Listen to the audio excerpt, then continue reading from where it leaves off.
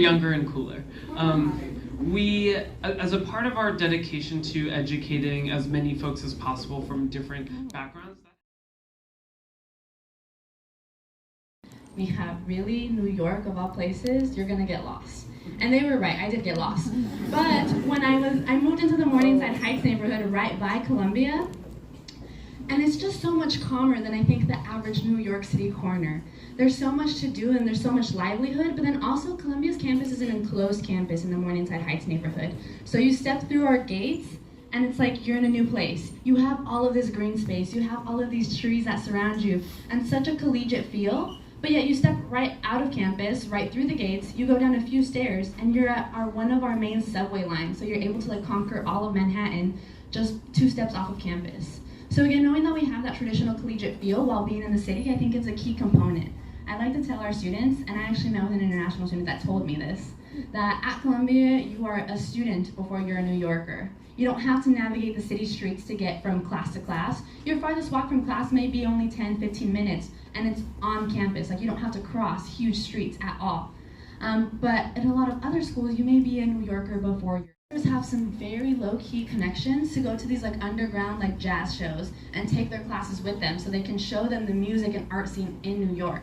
So they're able to put into practice what they're learning with the safety of the Columbia classmates and Columbia professors showing them the ropes of how to really navigate all of these ideas in the larger society. You'll also be taking Contemporary Civilizations, which is another heavy reading class, where you're tackling these ideas of what it means to be human, reading the Iliad, the Odyssey, and such like that, Plato and Aristotle, what it means to be human, what it means to hold certain identities, what it means to put these identities within certain communities and certain contexts. And I think this is such a keen class for students because you're taking these learnings, and as much as you don't think that the Odyssey and the Iliad have to do with computer science, it truly does. It really dips into different disciplines across the university. Students are taking these concepts that they learn in literature, humanities, and contemporary civilizations and putting them into practice to create these very creative, sustainable solutions in their engineering classes. I sat in on an engineering panel and I found out that one of the students that was working on mechanical engineering, I believe it was, yes. They were working on a missile. So the professor essentially gave them the opportunity to work on this rocket missile that they were putting into practice, and it was just conceptual design. They were just designing it. They weren't told what it was for. It was just design it. These are the tools you're going to have. These are the resources you have, and this is how big and all of that. Representative of the overall.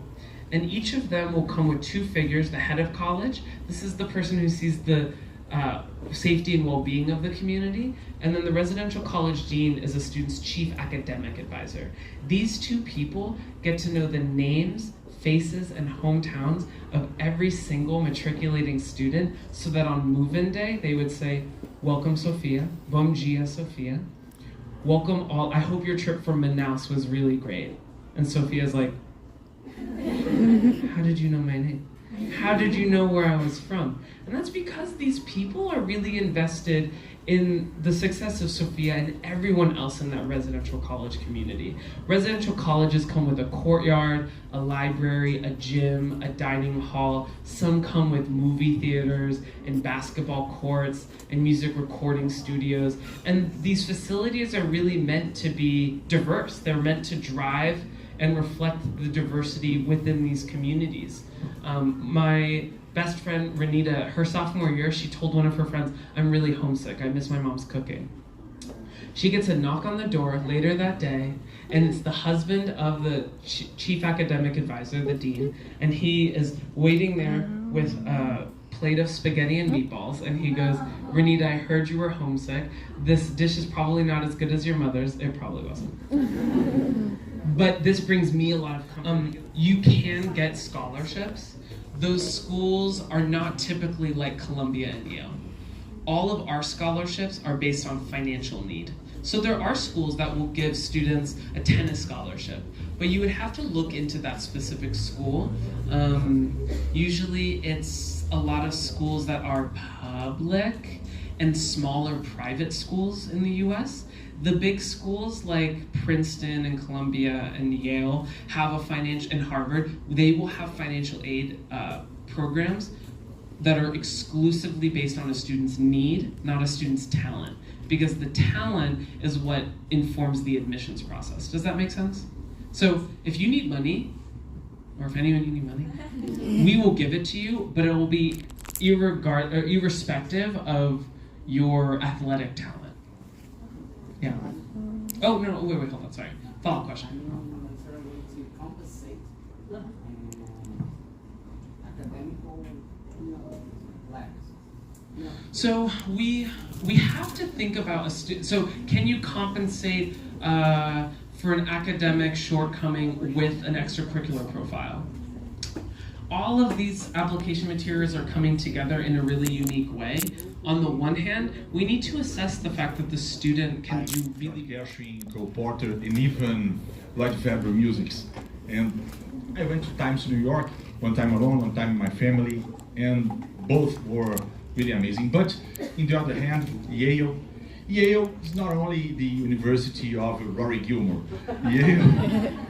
Yale has school and bond society inside.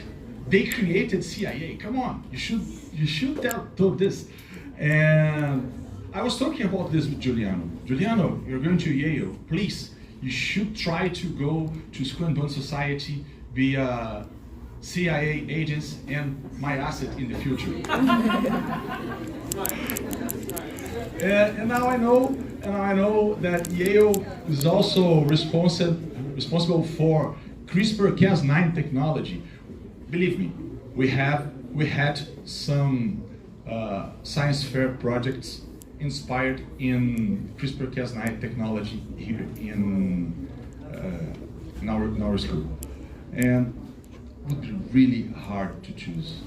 But you have this opportunity. You have this opportunity, and among a lot of great things that I listened here, I would like to pinpoint one thing. I'm sure that some of you listened me talking this, but not all. I do think that a college education have to be much more than a tool for a good job and a big, large payment check after the university. This is really important. Please don't think on college education only as a tool for a good payment check. A college education must be much more than this. A college education must be, yes, a tool, but a tool to increase your ability to understand the world and interact with the world to make it better. My students know that I like to talk a lot, but I will not do this. So I need to thank you. I need to thank you very much for your presentation. I'm sure that they also think of this. I would like to.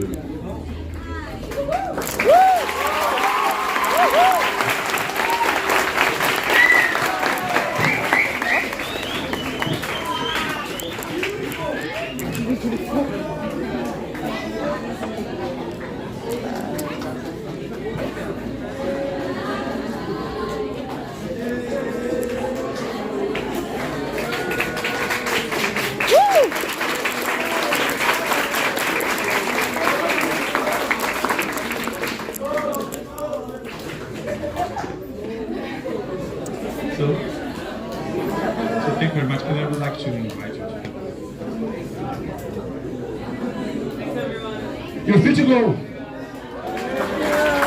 No, you're not free to go. Wait. Gabriele would like to talk with you. Thank you guys for coming.